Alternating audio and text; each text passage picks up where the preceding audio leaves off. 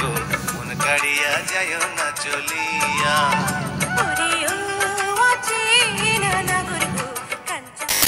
বাংলাদেশের চলচ্চিত্রে ৯০ দশকের অন্যতম জনপ্রিয় ও সফল অভিনেত্রী মৌসুমী।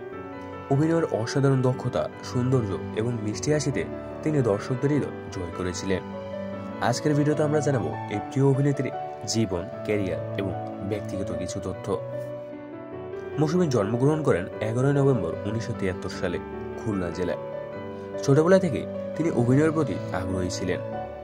শিক্ষা জীবনে তিনি ঢাকা থেকে পড়াশোনা শেষ করেন এবং শৈশবের সংস্কৃতিতে অঙ্গনে যুক্ত হন। শৈশব থেকে অভিনয় ও সাংস্কৃতিক কর্মকাণ্ডের প্রতি ঝোঁক ছিল মৌসুমীর।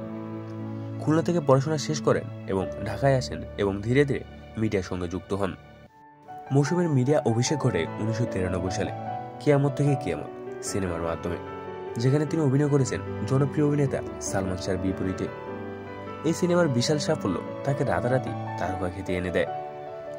এরপর একের পর এক হিট সিনেমায় অভিনয় করেন, যেমন অনন্ত ভালোবাসা, দোলা, মেঘলা আকাশ, সুখের স্বর্গ। কিয়ামত থেকে কিয়ামত সিনেমার মাধ্যমে যে যাত্রা শুরু হয়েছিল তার থেমে থাকেনি। একের পর এক জনপ্রিয় সিনেমায় অভিনয় করে তিনি হয়ে ওঠেন দর্শকদের হৃদয়ের রানী। ২০০০ সালে জনপ্রিয় চিত্রনায়ক ওমর সানির সঙ্গে বিবাহ বন্ধনে আবদ্ধ হন। তাদের দাম্পত্য জীবনে সুখের এবং ২ সন্তান রয়েছে। মৌসুমী শুধু একজন অভিনেত্রী নয়, তিনি একজন সফল মা ও সমাজকর্মীও বটে।